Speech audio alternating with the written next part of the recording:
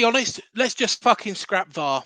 Let's just scrap VAR or VAR, whatever you want to fucking call it. Cock up. Continuous cock up is probably the best word for it. Gary O'Neill, of course, Wolverhampton Wanderers manager, former AFC Bournemouth manager, has fallen victim of this stupid situation once again. Third time so far this season, from what I recollect. Probably is a little bit more as well. Wouldn't be bloody surprised. Poor Gary has been victim of this, and was fully justified in what he said afterwards. No doubt they'll probably give Gary a fine for that, but then again, that is what the Premier League and the FA seem to want to do. Cover up their cock up by sending out a fine for somebody who hasn't made the cock up and was talking complete and utter sense. So was it a penalty for Sheffield United? Of course it fucking wasn't.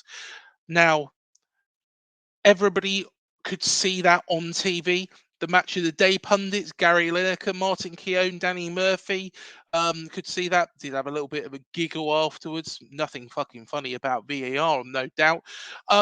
But it was quite clear and obvious. Even the Blades fans probably saw this as not their penalty. But hey, when you are bottom of the league and quite desperate for your first win, who can blame them for just taking it and going, there's a little bit of luck. At least they have got a penalty before AFC Bournemouth have in the space of 2 fucking seasons. So there we go. That's just going to run and run and run and run and run. When is that going to come to an end? Maybe fucking never. Hopefully soon, but maybe fucking never. Especially when VAR's involved. We never get anything either. Poor old Gary's taken, of course, the bad luck with him.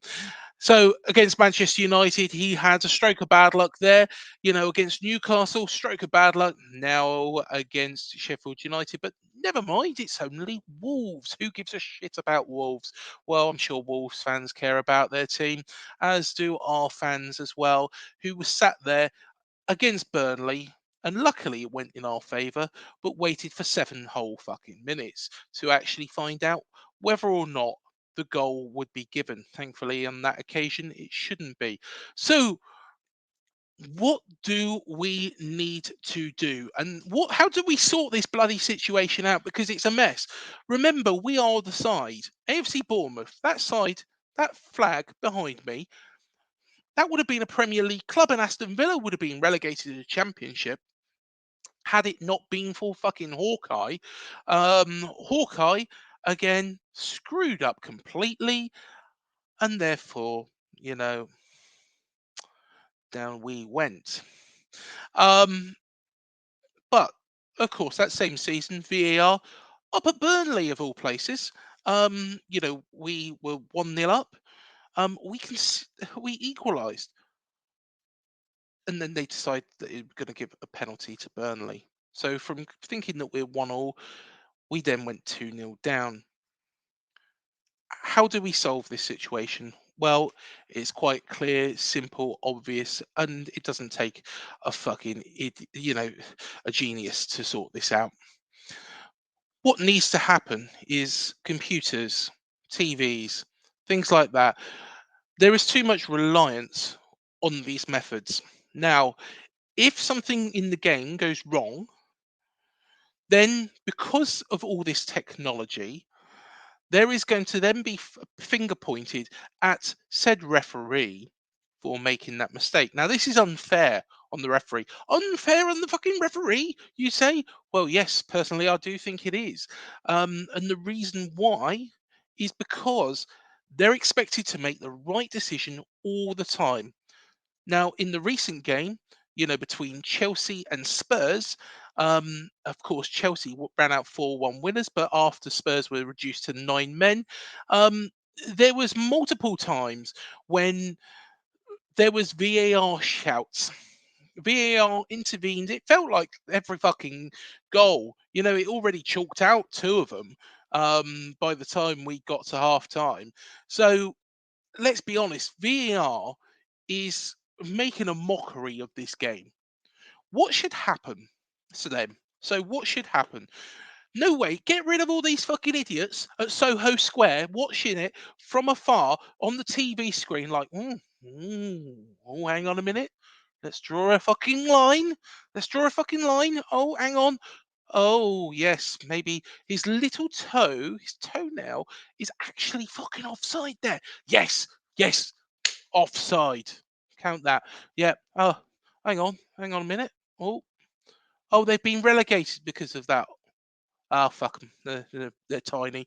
Hang on. Oh, Man United. No, bad. No.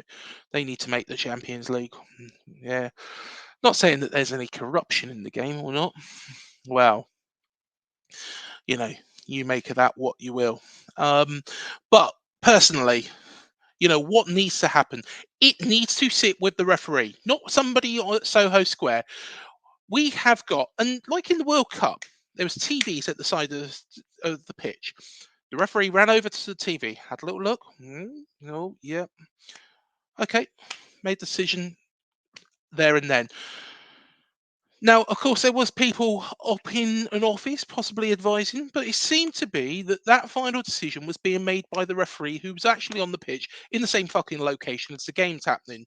The problem is nowadays in the Premier League is this decision isn't being made by somebody who's speaking to the players. It's made by some fucking idiot upstairs in Soho Square, tapping on a computer, watching things, from afar with no interaction, can't hear anything, which is going on.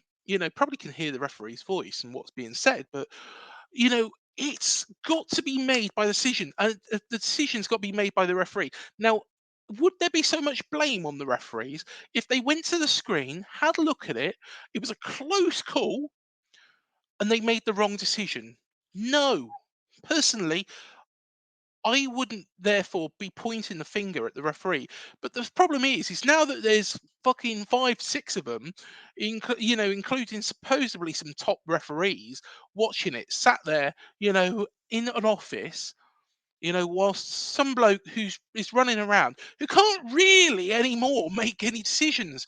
Gary O'Neill said, well, sending referees to the Championship, I feel that's a bit unfair on the Championship, because the referees in the Championship are more qualified than those in the Premier League, because those referees have to make the calls. They have to make the right calls. Otherwise, you've got, 10,000 Millwall fans pretty fucked off with you.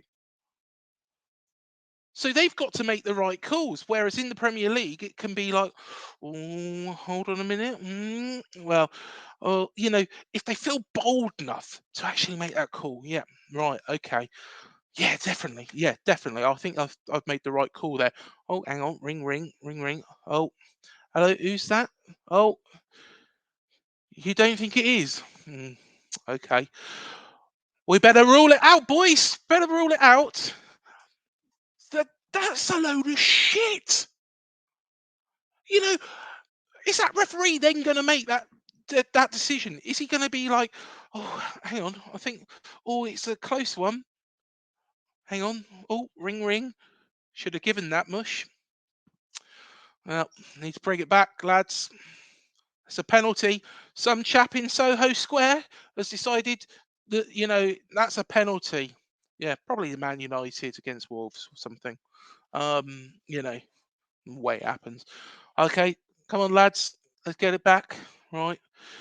That referee's not gonna is gonna be worried about them making those decisions. That's why mistakes are happening. It's because somebody's overruling what that referee is doing. Now there is good referees. There's not, you know, back in the day there was referees like Mark Housey, like Dean, like I'm trying to think of all the names: Uriah Rennie, Paul Durkin, um, Graham Pole, for example. All these referees, Jeff Winter, all these referees were great referees because they made their decisions. And sometimes you would think, right, okay, Graham Pole's referee in this game, got to approach it a little bit differently. But that's what made football entertaining. Nowadays, it's just somebody sat in a fucking office telling these guys on the pitch, what decisions to make. And they're overruling referees that, sometimes even referees that are decent, they're overruling those referees and getting it fucking wrong. So, how do we sort VAR? Should we scrap VAR? Well, yes and no. Firstly, scrap all that Soho Square stuff. Scrap somebody talking to the referee. Take it back to what it used to be. But why I say no to scrapping VAR, have that screen at the side of the pitch. Let's be honest, everyone's got a fucking iPad nowadays, or an iPhone, or an iPod, whatever you fucking want to call them. So stick one of those by the side of the pitch. Referee can run over to it. I'm sure they can work a VHS recorder, so they can probably work this fucking thing. Otherwise, they shouldn't really be in the job. They should be working at McDonald's. But get them in front of that player, and so they can rewind, fast forward, play about with it, have a little look. Line, yeah, line. Right, I'm going to make the call. Nobody turning round and saying, "Oh no, you've got to make that call. You've got to make that call. No, that's you've got that wrong. You've got this wrong. You got that wrong. You got this wrong." Because at the end of the day, I guess the Hawkeye thing is a different thing. It pissed me off at the time because it got us relegated. But I can understand the ball having a sensor in it and the goalposts having sensors on them, and when it crosses, it alerts the referee. That's fair enough. That's just technology. If it does fail, then it's a case of, right, okay, you've got to use your, and it should be sending out a sensor that, oh, hang on a minute, I fucking failed here. So it should be sending out that sensor and telling the referee, oh, hang on a minute, or the ball's gone straight over into the car park, another ball's come out, and that ball's not connecting to the goalpost or something. It should tell the referee, you're going to have to use your noggin here and, decide what's going on. But VAR is an absolute joke. Virtual assistant referee, it stands for.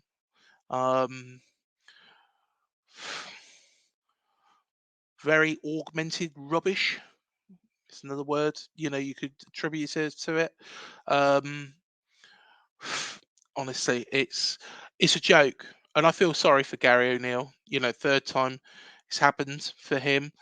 Multiple times it's happened for us. Times we felt that we should get penalties. And VAR hasn't intervened because, let's be honest, they can intervene at any time they want. You know, there's been plenty of times when we should have had a penalty, and Soho Square, whose clever boffins haven't told them that it's an AFC Bournemouth penalty, and we've gone without now for 2 fucking years, to be perfectly honest. You've got to say fair play to Sheffield United fans. They weren't going to not take it, were they? They thought, bit of luck here, bottom of the league. 1 point, one solitary point against Everton, I should say. Andoni Iraola take no Everton. They got their point against Everton, the same team that we were thrashed 3-0 by.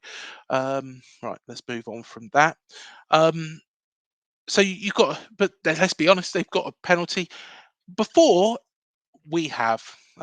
We've been waiting 2 fucking seasons for ours. Well, a season and a half, let's say. Let's be generous to these VAR boffins. Maybe just one day it'll happen. Maybe I'll just keep rumbling on, and I'll tell you what, that would be a good bet, wouldn't it? Maybe the bookie should start taking bets on that. When is AFC Bournemouth going to get a penalty? I think that probably clears it up, but that is my opinion piece. Sorry, not sorry for the swearing. Like I say, you come onto this channel, to probably watch these opinion pieces, and yeah, why shouldn't I let rip every now and again? Let us know what you think. Do leave your comments, good, bad, ugly. you know, anything like that. And we'll see you in the next one. Thanks for joining us. Catch up soon.